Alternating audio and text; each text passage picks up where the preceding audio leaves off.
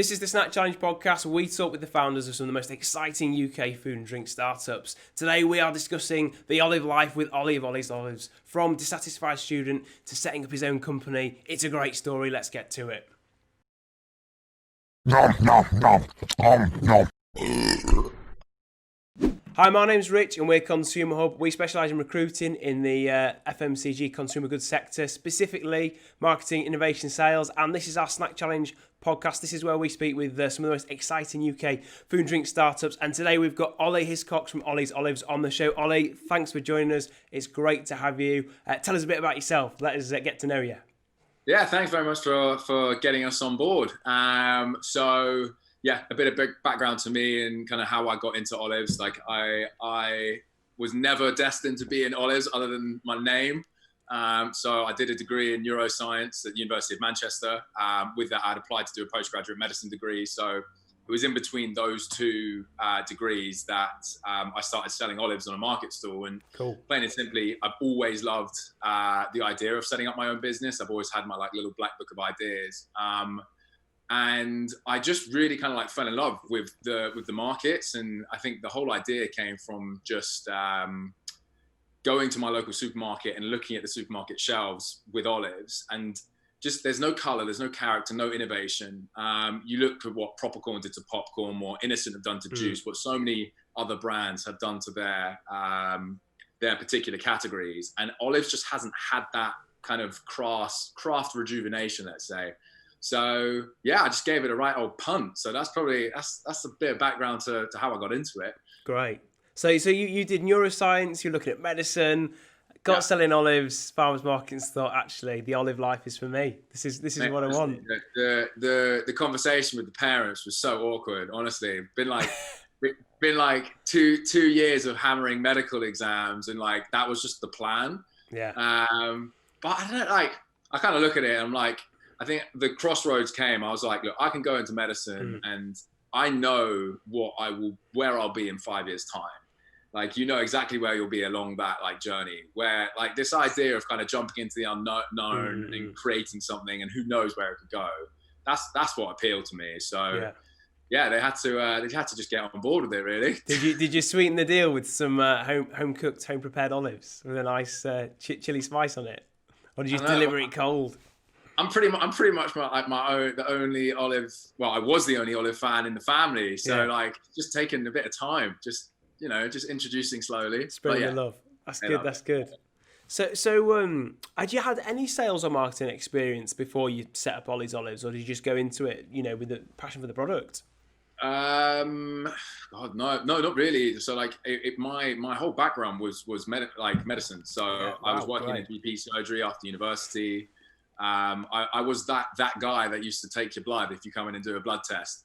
So it was all just that. And then, but my dad was, he was the marketing director for SAB Miller. So we've always been exposed to the FMCG world. So I remember back in the day when we were really young, and he was bringing back advert concepts, and we had no idea. We were like, yeah, I like that color, I like that animal there. But I think the whole, I've always been really attracted to the idea of creating a product which you can in the FMCG world, allowing people to physically interact with it. And when you watch people eat your products and they enjoy it, you can't, it's not much more better than that. Oh yeah. No, that's great. So, and you guys started in 2016, did you? Yeah. So 2016, Rainy Market Stall, West London. Don't know why I chose November to launch an olive brand on a market stall. That's when it was. Yeah. That's good. That's okay. And am I right in thinking you've got your brother in the business as well? It's a bit of a family thing. Yeah. So Sam, he's our absolute he's our marketing guru. I mean, everything from our tone of voice to anything consumer facing is pretty much Sam. And yeah, so he basically had a background in startups as well. He set up a travel app called Tripwire with a couple of our friends. Right. And as that was kind of winding down, the olives were kind of picking up. So he hopped over and joined me in 2017. Yeah. And then we've also got Yingdi, who's our superstar mothership, mother hen, looks after all the numbers and the people. And then we've got Eloise as well, who is a really, she's done incredibly well as a new recruit in this current climate. She joined us back in March, and she's like supporting across sales and marketing. So yeah, Awesome. just a humble 4. Good. Oh, that's exciting though. So in 4 years, you've gone from just you through to four guys. So you obviously started in November, that rainy market store, West London. What was that first year like? What was the kind of the first chapter of the story like?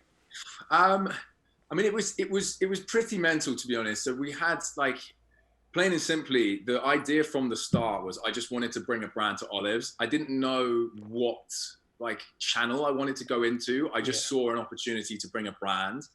So I spent the first 6 months to 12 months basically trying out bulk olives and selling them directly into pubs, doing like little chilled pots and selling them into delis. But everything kept drawing me back to this idea of healthy snacking. And like at the time, healthy snacking was really picking up. The whole vegan and vegetarian movement wasn't really there, but that was definitely like picking up as well. And then things like the keto diet, which I didn't even know about back then, but is obviously massive now, are like trends which we like luckily have like really ticked the box with. And yeah, the first 6 months were really just like trialing stuff out. I think I was getting like advice from a few people being like, don't go into snacking. Like it's really competitive. It's low margin, all this stuff. And I was like, that's where the opportunity is. That's what we've got to go after. And basically within snacking and within Olives, there were a couple of other products that were already in the market. But the problem with their products was that they were pasteurizing them. So that's a heat treatment process where you heat the product up to about 80 degrees for about 5 minutes and it adds shelf life, but you completely destroy the flavor, the texture, and the nutritional value as well. I wanted to basically produce an unpasteurized pouch of olives, still give it a good shelf life, keep it ambient, and take that to market. And it took an absolute age. Everybody said, look, you want to produce a long life olive product and it's not in oil. You're going to have to either add artificial preservatives or you're going to have to pasteurize them. That's it. Yeah. And it did actually drive me to a point where I actually stepped back from the business for a period of time because I thought, look, I don't want to launch something which I really don't believe in. And if I just launch something that's pasteurized, it's just another, it's just a Me Too product essentially. So during that time, I actually stepped back from the business. I really realized I really wanted to do it because I dreamt of olives and woke up thinking about olives and everything I was doing was olives. So I literally just emailed, I Googled olive factories. I emailed every single one I could find and just asked them if they could produce an unpasteurized batch of olives. And one guy over in Greece got back to us and we've been working with him ever since. Amazing. Love that. Yeah. Okay. Yeah. So you just obsessed with the olive life and just kept going until you found your man. I think that was it. Yeah. I mean, everyone talks about this, like the relentlessness you have to have at the beginning. And like, I still believe like from a brand perspective, finding that manufacturer who's willing to take a punt on a brand new business, that's a really hard thing to do.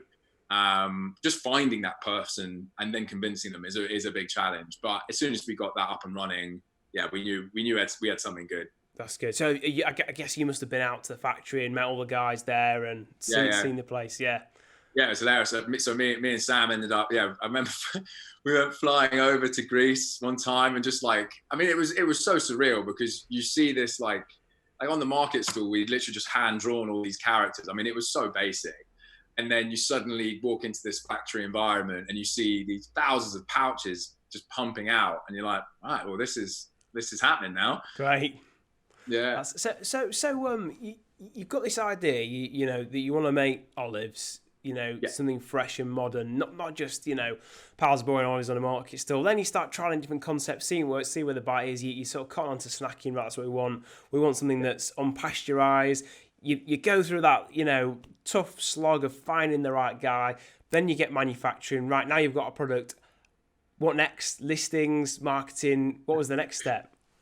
Yeah, well, I think the great thing about our product is that it's got a 12-month shelf life and it's ambient.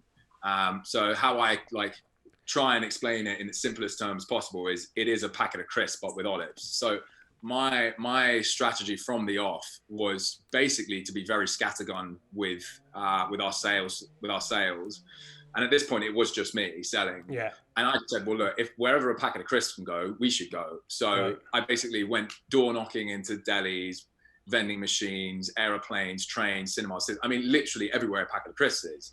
But I remember that first day, we had to order 36,000 pouches. That was the minimum order. Yeah. I had no customers. Nobody had seen the Yeah. product. So I just remember, September 2017, we had a warehouse in Bermondsey, and I just went down there with my dad. And I was just like, right, well, we got to sell this now. Might as well just get to it. So it was just like, I think, like, obviously identifying like the key customers is obviously important, but like, I think at the early stages, all that really matters is just getting your product out there, just get selling. And then second to that is making sure that the customers that you get it in with, you really look after and you understand what works, and making sure that repeat purchase is there for their customers. Yeah. No, that's a really good point. It's been a theme actually in a lot of the entrepreneurs we've spoken to, is that moment where you're looking over the edge thinking, right, well it's selling time now. And if you look after the guys that help you out to begin with, then it seems like there's some great relationships there that you can really grow, because you've been there at the beginning of the journey together. Absolutely. What sort of channel have you found it's been sort of most successfully received in, or are you still working that out? Where have you found it's really got some cut through? No, absolutely. So we got some really great customers on early doors. So like Ocado came on quite quickly. And then I think that I remember the big like first breakthrough I felt was with Eurostar. So Eurostar came in 4 or 5 months after our launch. And we always saw travel as like a really key one for us. Like we knew that there were olive products within that area anyway. And travel, like traditionally is very tough on price and tough on margins. But I think the environment, well, obviously it's different now, but the environment back then was changing a bit, and people didn't want just a bog standard product on board. They wanted something new. They wanted something with quality. So we got Eurostar on pretty quickly. And that was a really big like game changer for us. And that kind of opened us out to travel. So we ended up like, obviously before everything hit a few months ago, we had some like amazing account. We had with Eurostar, Virgin Trains, EasyJet, Virgin Atlantic. Like we did really, really well in travel. Great. So you started to get some momentum. You're picking up accounts. Knocking down some big names there. That's great. And at any point, did you start to change the range based on the feedback you got, or the branding, or has that been pretty consistent since the beginning? The brand has gone through like a few iterations as we went along. So I think we're on it's probably the third generation of olive pouch now. So I think you'll constantly get feedback as you go along, and like you might like, I always thought, right, this is it, this is exactly what we need, and then suddenly you like maybe a consumer trend will change and you want to shout out something else. And for example, like I don't know if you've heard on the radio like that little jingle about like 100 calorie snacks to a day max. So like for us, like not even the olives, but the pretzels as well are all below 100 calories. So that was quite a big thing for us. So you constantly are making tweaks to like respond to what the current environment's like. Yeah. Have you still got the same characters that you guys drew initially? We do. They're slightly reeled in. So you'll see. So we did used to have on the pack. Yeah, you can see it. So he's got mustachioed man. It's great. Yeah, so that was the connoisseur. So back on the market stall, we had 6 of them. We had the connoisseur, the hippie, the bandit, the captain, the explorer, and the veteran. It was those 6. And we always like, I think that's a part of the business that I never want to lose. But we've just reeled it in a bit more, because I think it gets to a point where it's like people want to know what the flavour is and what the product is. Yeah. And then you bring in everything else. Yeah. That's cool. And so you've everything's changing. And then you've kind of developed a nuts range, and there's a pretzels range that's going to be launched soon, isn't there? Yeah. So it was, I mean, the whole coronavirus situation was a really interesting one for us, because obviously, as I just said, like travel was a big account for us. So was the on-trade with pubs, and so was food service with workplace snacking.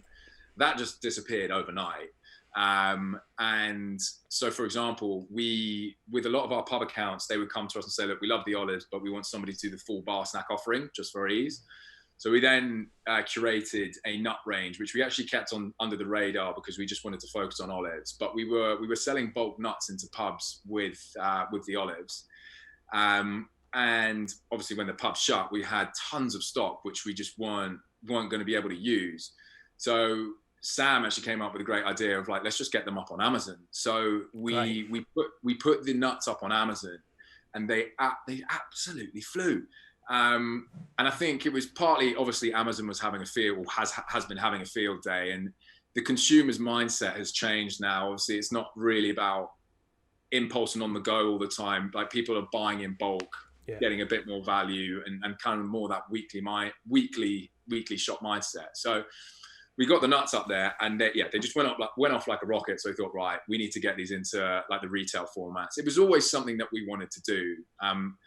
And I think the whole idea that we've gone after now is that we want to produce healthy snacks that taste good, health at the heart, flavor at the full. And the whole idea behind that is, if like, there's been so much data that's come out recently with Mintel and the Grocer, which showing, like, obviously healthy snacking is still absolutely booming, but if you actually delve into the data and asking those consumers, do you perceive healthy snacks to be tasty? 80% of them came back and said no. Really? And taste, that's huge. And taste is the number one determining factor of why people will buy a product again. So there is, I can't remember what the figure was. I've got a slide, but it basically worked out. If you work out how many times people snack per day and how many of those occasions are healthy, it basically leaves about 13 million snacking occasions per day, which are not delivering on taste based on those statistics. So the whole idea now is, like, we've got our nuts, the nuts launching in August. We've got the pretzels about to launch next week. So the whole idea now is that we want to basically champion healthy snacks that taste good. And basically really hammer home that health can taste good. Like, you don't need to sacrifice flavor for health. I think that's a great point.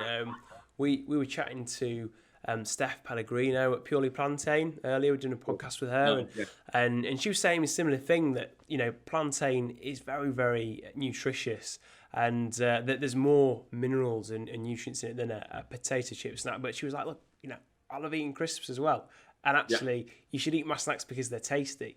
And I think that's great, because I think one of the things that the big trend in veganism's done, I think, is it's kind of shifted people's perceptions away from this new wave of consumer health trends, from that kind of swampy mindset, and it's gonna you know, soil milk and all those like jokes that your uncle makes, all that kind of stuff. And and why can't you have both together? That's perfect.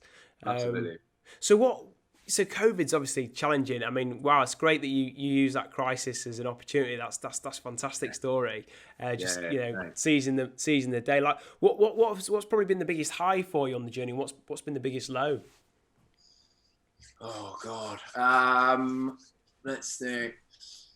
The biggest high, I would say, it probably was going over to Greece that first time and seeing the product. I think that's got to be. I still have such a vivid image of walking into the factory and just seeing them flying on, and it was almost emotional. You're just like, bloody hell, there it is. It's like when you have an idea in your head and you actually see it in real life. It's pretty surreal. But then obviously, I mean, I'm an absolute salesman at heart. I live for that buyer email coming through and getting a positive reaction, and you're like, right, here we go.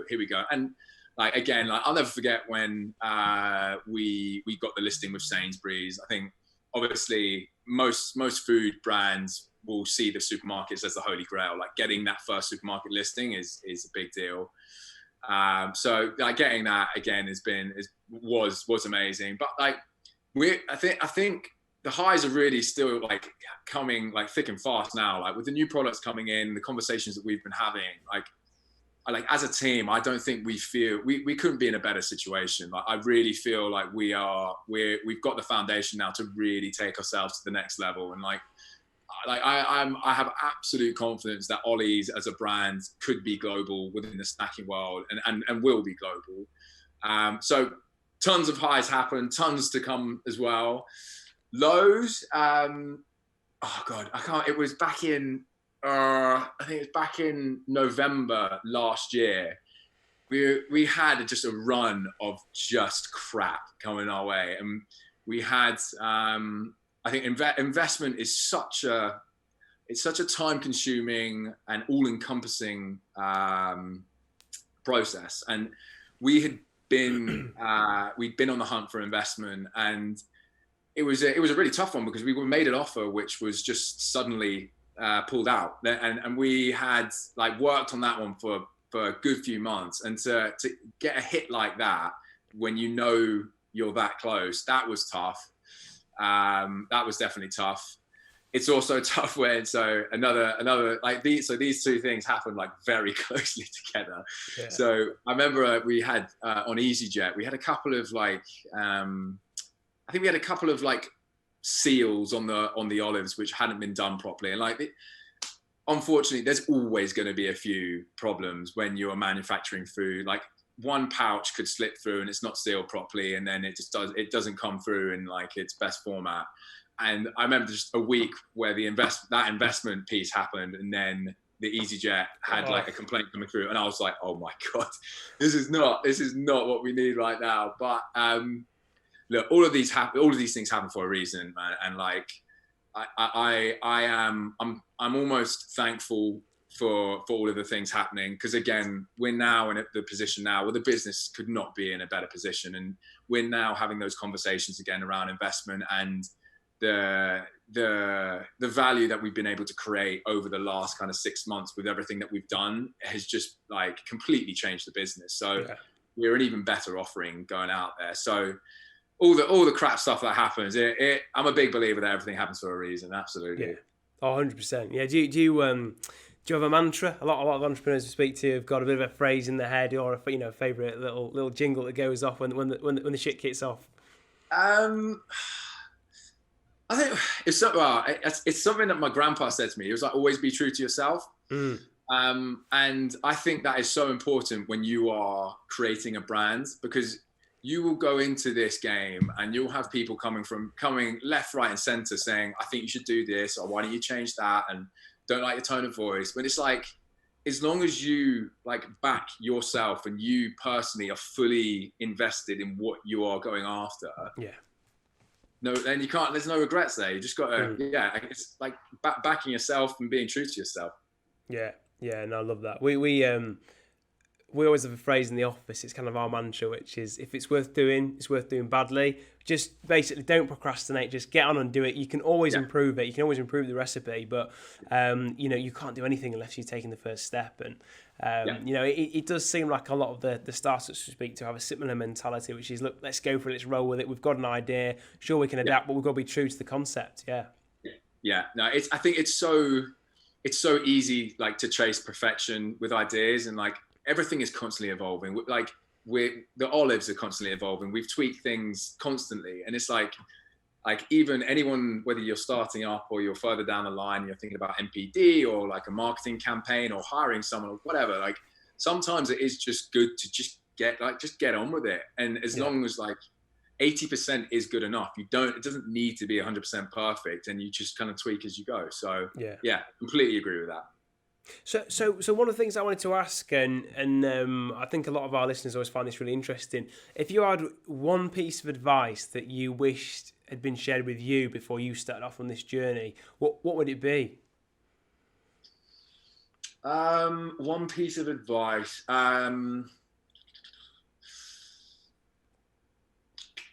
People are your most valuable resource. The people that you work with are absolutely your most valuable resource. And actually, hiring the right person is really important, but I think the work really starts when they join the team, and investing into those people and speaking to them on a level constantly, and always checking in with them and making sure that they are happy with what they're doing and they have their voice heard.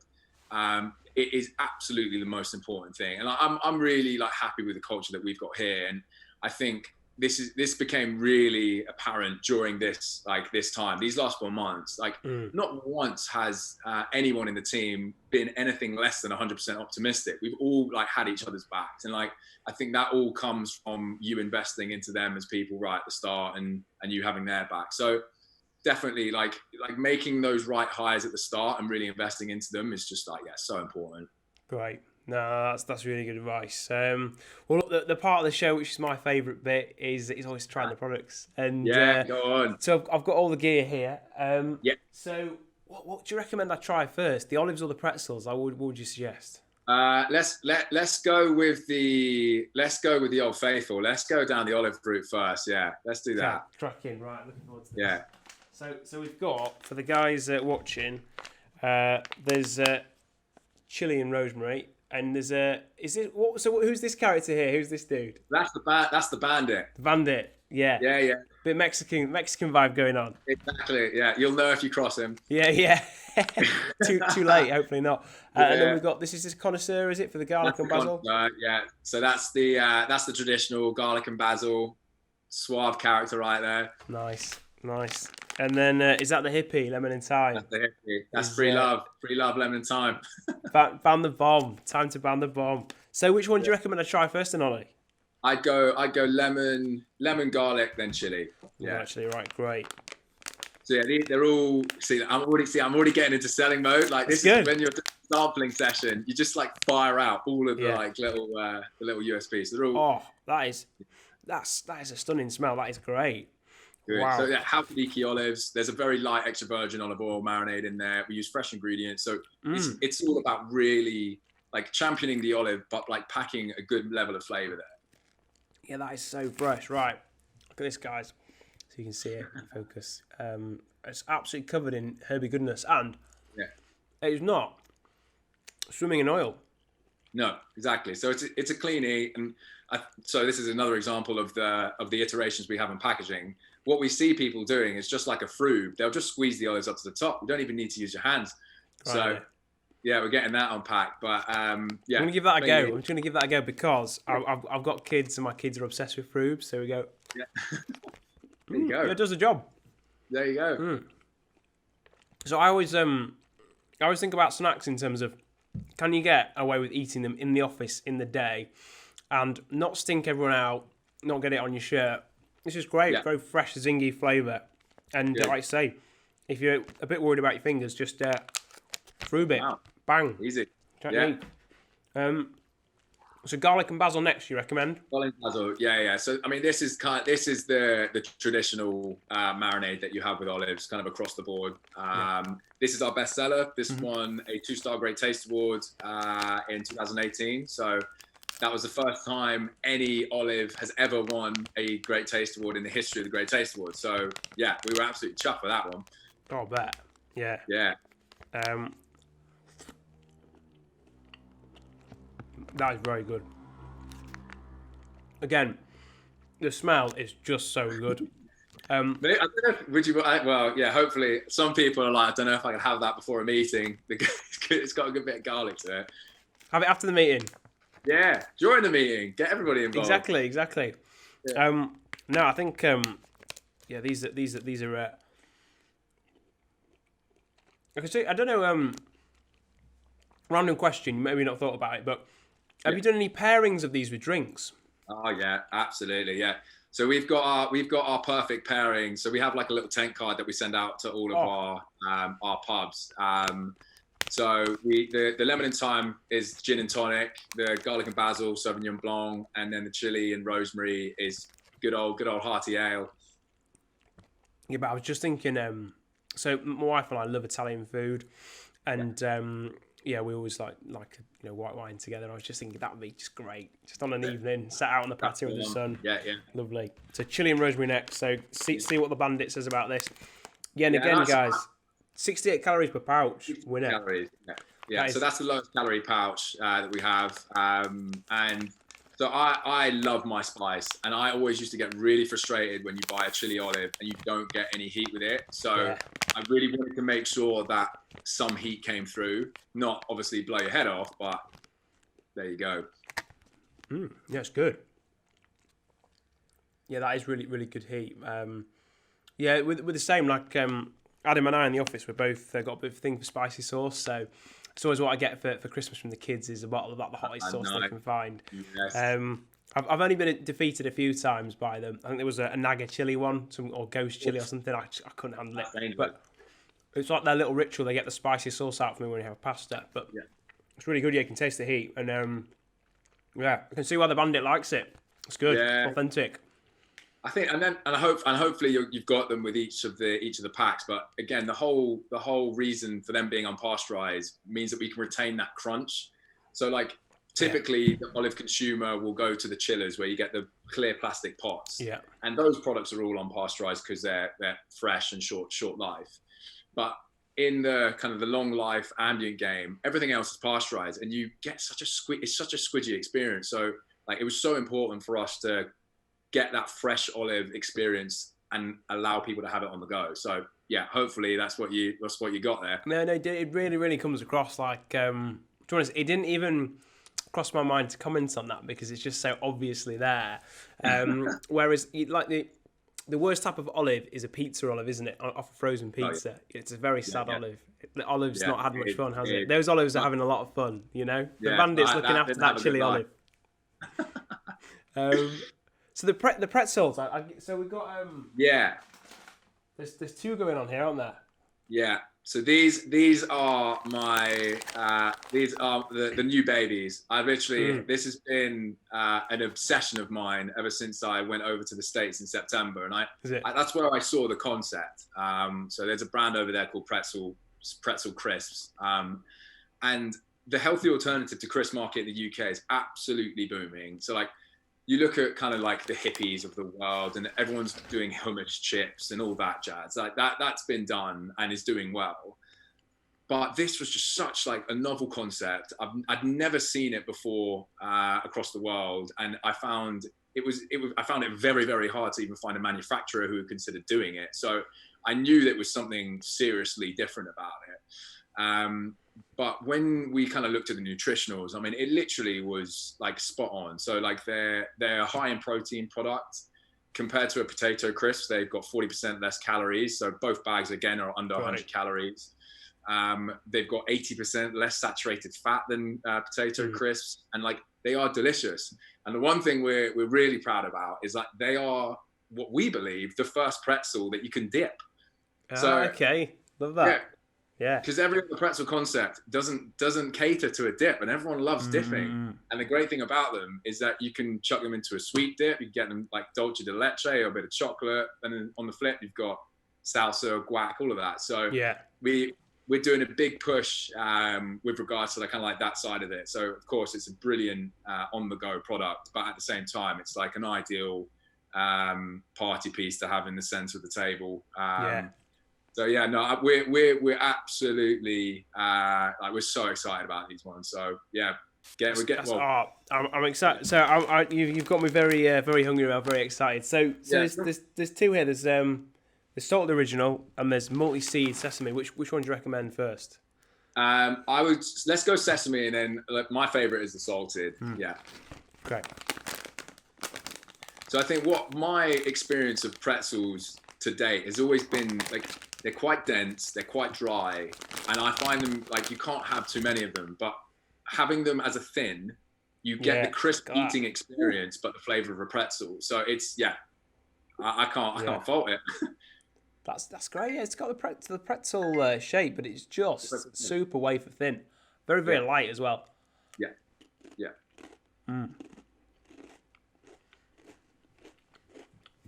Do you know what I noticed as well? Is I'm a big pretzel fan. I love them. My kids are obsessed with them. I was having the little chocolate covered ones in the cars. But these, this is really light. It doesn't get stuck in your teeth in the same way. No, it's not got that kind of claggy. You have to have a swig of water in between each mouthful. Exactly. It's good. And I think we really do see this as like it's just a perfect addition to that kind of crisp fixture. Because there are so many people now that are really like watching their calories and are thinking health focused. But look, crisps are huge in the UK. They're huge in the world. But if we can, if we can kind of wedge ourselves in there, kind of next to like the pop chips and the hippies of the world, where it's a kind of a healthier alternative, I think we've got a really good chance of success with these. Well, I mean, it's a great balanced range of snacks with the nuts and the pretzels and the olives. They all sort of seem to flow from each other. They seem connected, which is good. I could see this going down very well in the pub as well. Actually, have you done any pairings with these guys or? Yeah, well, they officially launch in a couple of weeks' time. So yeah, I think every man and his dog will be getting hammered with these. So they'll be flying everywhere. Good. And then this is salted. So this is your favourite, Olly, yeah? That's a salted, yeah. I mean, and so for me, like, I think it's just like the perfect classic, like pretzel flavour, but just taken to another level. Again, putting it with a dip is just like absolutely brilliant, whether sweet or savoury. And it's just a perfect addition to something that you're having at lunch, whether if it's a sandwich or a salad or whatever. It's just a nice thing to have on the side. And again, like it's a nice big meaty bag. You feel like you've had a proper portion in this. Only 95 calories. Absolute win, isn't it? So you mentioned it could go with chocolate. So have you come across Broma chocolate sauce? Right. Yeah. So we were in the same office as them in Angel. So yeah, we know Olly and Charlie. Such nice lads, and great lads. Their sauce, I think, is absolutely fantastic. But I really want to try the salted pretzel that you've got with their sauce. I think that'd get an absolute storm. Olly and Charlie, if you're watching this, collaboration on the way. Needs to happen. Yeah. So there's a lot of exciting stuff coming down the pipeline. Then, so you've got there's the nuts there's a great twist that's coming out of lockdown, but then you've got the pretzel push for September. Yes. So, I mean, how can guys who are watching this go and buy your product, try the olives, try the core range, and then how can they go and buy the pretzels? Where can they find all the stuff? So across the board, we'll have all of our products are online with our own online shop or through Amazon. So, I mean, that's probably going to be the easiest way for anybody to pick them up. But the olives themselves, they're in Sainsbury's, WH Smith Travel, Holland and Barrett, pubs and delis, and all that and the other all over the world. Yeah, kind of all over the world. Going global. Yeah.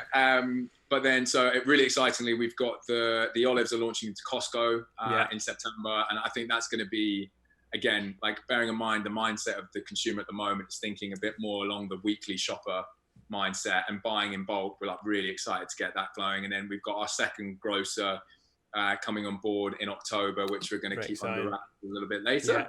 Yeah. But then we've got the pretzels and nuts. We've got those launching onto the market in a couple of weeks' time. So those will go straight online, and then we'll all will be revealed of where they end up in terms of resale. But they're all coming. Exciting. That's cool. So it sounds like loads of activity there to talk to people about, and there's going to be a mystery retail drop as well for people to look forward to, as well as all the online marketplaces they can find you. So where can people follow you on social, and how can people keep in touch with the story at Olly's? Yeah, so again, so it's now, because we've now transitioned the brand to Olly's, the Instagram tag is Olly's for Instagram, Twitter, Facebook. We like to have a lot of fun with our social media platform, so we always have competitions running and stuff like that. Right. So Instagram probably is the best place to follow everything that we're doing. Smashing, right, good, right. So guys, if you're watching, you need to go. First thing you need to do is go and follow on Instagram, and then you need to go and order yourself some great olives and pretzels. Yeah. I've got to say, these are my favourite. They're all fantastic, but I just think this after a meal with some wine would be for me like just perfect little aperitif. Be smashing. Well, I'm hoping that box behind you is still full, so you can go take that back with you when it's done. Certainly is. Mrs. Benningson's going to enjoy a bag of them. I'm just kicking the table here. But so obviously loads of good stuff for the autumn plan. Anything else that you're excited about that people need to know? I'd say watch out for the limited edition stuff that we've got coming for Christmas. So we've everyone in the food world can understand that your mind is kind of like 6 months ahead. So we've been thinking Christmas for a while. So we've got some cool stuff coming on there. I think the next big stage for us is obviously kind of consolidating ourselves in the UK market. But we're starting to really push abroad now. Like we've done well with the olives across Europe, and we've just confirmed a distribution deal for the Middle East and Australia. So for all of you traveling around the world, keep an eye out for the product. Great. That's very exciting. No, Olly, thank you so much. It's been an absolute pleasure and privilege having you on this show. Guys, go and check out Olly's social. Go and check out the website. Go and check out Amazon. Buy some products. And if you've enjoyed today, find us on LinkedIn. Follow our page there. Find us on YouTube. Follow us there. And we'll see you next time. Thanks for listening.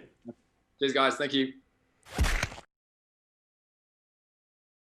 Thanks for watching, guys. Click here for a playlist on similar content and click the donut above to subscribe so you never miss an update.